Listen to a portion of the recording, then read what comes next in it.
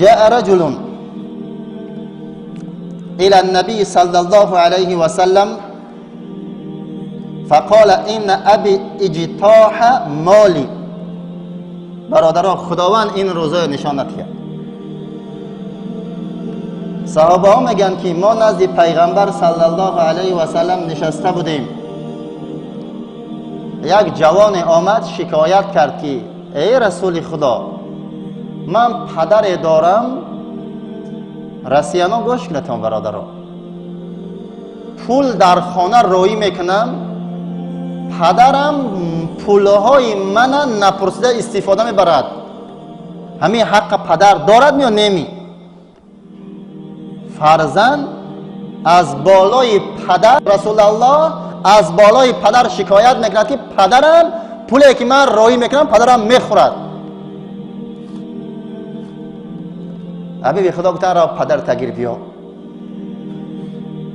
این فرزند نزد پدر رفت، موسفید رنگ، این گفت که مردکای ما پیر بودن، ریشا سفید بودن. گفت پدر گفت شما را رسول الله دعوت کردن، رسول الله شما را گفتم که جوغ زده ایستادیم پیش پیغمبر بید، فریاد دارن. پدر موسفید گفت برای چی؟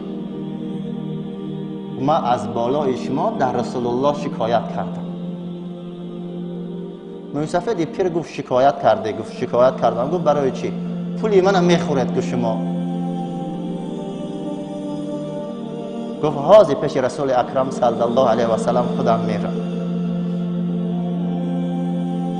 فرزند برادران عزیز گرامی، پدر و مادر فرزندای به این خاطر کلام نمیکنن که شکایت کنن. گفت تو رفته انگیر، من حاضر پشتت میرم. پدر پیر به اختیار گریه میکرد، اشکها میریخت، ریشای مبارک تر شد. گفت چگونه پیش رسول الله روم که فرزندم در پیش مردم از من شکایت کرده است. در راه آمد، در ذهنش یک شعر گذارم. جبرائیل امین پیش حبیب خدا آمد، گفت رسول الله حاضر همین پدر همین بچه بود موسفید پیر. در راه آمد به خون جگر از ذهنش یک شعر گذارم، به زبانش قرائت کردگی نیست. وقتی که نزد تو رسید تو اول همون شعر رو پرس، بعدا گفت حکم کن. موسفید پیر عصای گرفت، خم شد پیش فرزند آمد، پیش رسول الله همه نشسته بودن. خجیل بود. گفت رسول الله فرزندم از بالای من شکایت کرد. گفت بله. گفت من این پول و مالی که بر فرزندی من داشت من برای خودم رصد نکردم، برای اپا و خواهرش رصد کردم، برای خانه خودش رصد کردم. حبیب خدا گفتن ایستا، دع یا شیخ، این گپای گذار. در راه می آمدی در ذهنت چی شعر گذرانیدی؟ و حبیب خدا این شعر به ذهن من گذشت، من به زبانم قرائت نکردم، تو از کجا خبردار شدی؟ گفت من الله خبردار کرد. گفت در پیغمبری تو گفت با من ایمانم قوی تر شد که من به زبانم حرکت نکردم، تو از کجا دانستی؟ گفت شعر قرائت کن. معنای شعر همین که گفت ای فرزند عزیز، تو از خورده تا حاضر بسیار بیمار میشدی، من شبها خواب نمی کردم، هزار مبلغ برای تو صرف میکردم، تو کلان شدی، پول کارکن شدی، من اما قرضه من نپرسیدم. وقتی تو بیمار میشدی من تا خانه طبیب تو می برداشتم می دویدم، درد دست من نمیفهمیدم. آنچه که در دل پدر بود پدر برای رسول الله گفت. بعد حبیب خدا گفتن که انت و مالک لابیک، ای جوان تو خودت مال ملکت از آن پدرت هستی، پول و مالت خودت مال پدرت هستی. این اولادکم من اطیب کسبکم فکلوا من اموالهم، رواه ابن ماجه.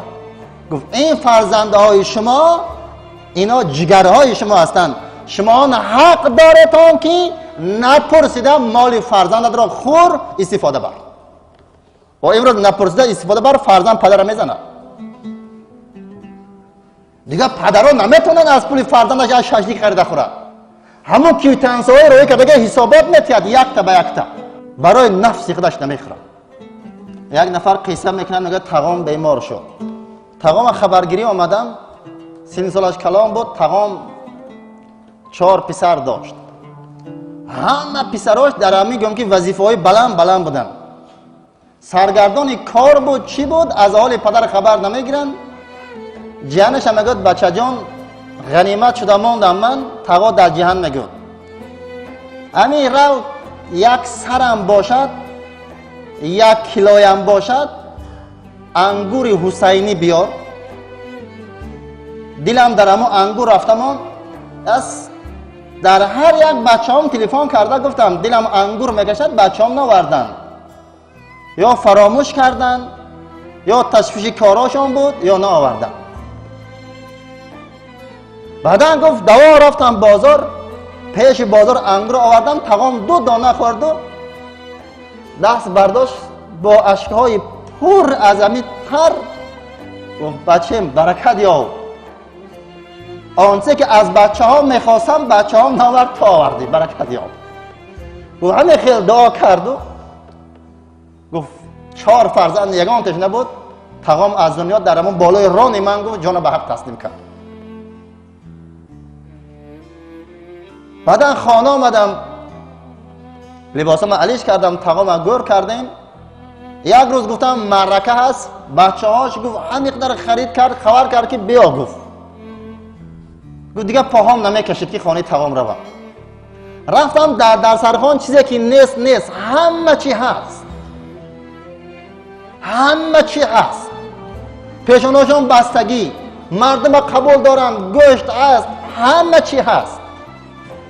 بعد خودم به خودم گفتم مرتبار 4 فرزنده که پدرت در انگور حسینی زار شده مردو، تو در مردم گوشت بیرون میتی. بعد مرگش در سر قبرش گریستنها چی سو؟ برادر عزیز، وقتی پدر و مادرم مردن تو در زندگیش خدمت نکنی، بعد مردن بالای قبری وای رفته چی گریه میکنی؟ چی میان که میبندی؟ از قفای تابوتش 100 داد گفتنها چی سو؟ حالت زنده بود قدرش نکردی ناخلف، سنگی بیجان در سری قبرش گذاشتنها چی سو؟ در زندگی حرمت و عزت نکردی، بعد مردن چی سنگ میشنانی؟ چی کتج میبرداری تو؟ چی مقبره میکنی؟ چی زیارتگاه میکنی؟ سال و ماها خواب بود بیمار نرفتی دیدنش، این زمانها بالای خاکش پا نهادنها چی سو؟ خواست بار تابو بینی قامتی خمگشته اش، رو بسوی خانه اش اکنون دویدنها چی سو؟ آخواست در زندگیش یک بار قامت خمش بینی ندیدی، بعد مردن چی دو میکنی؟ 37 و 40 سالش این همه بیهوده است. 37 و 40 سال و این همه بیهوده است، مثل کرگس روی خانش این پریدنها چی سو؟ در زندگیش برادر یک خدمت نکردی، بعد مردن چی راست خودی کلام میکنه؟ قال رسول الله صلی الله علیه و سلم من وضع طعاما طیبا فی بیته و اکله دون والدیه حرمه الله لذیذ طعام الجنه. حبیب خدا گفتن هر آن فرزنده که طعام را در دهانش میگذارد و میخورد، در خانه خودش پدر و مادرش در همون خانه نیستن، خداوند طعامهای لذیذ و بامزه جنت را برای همین فرزند حرام میکند. کدام فرزنده که در خانه خودت گوشت بیرون میخوری، از همون گوشت بیرون در پدر و مادرت نآوردی، تو به امید جنت نشو که طعامهای جنت برای تو حرام.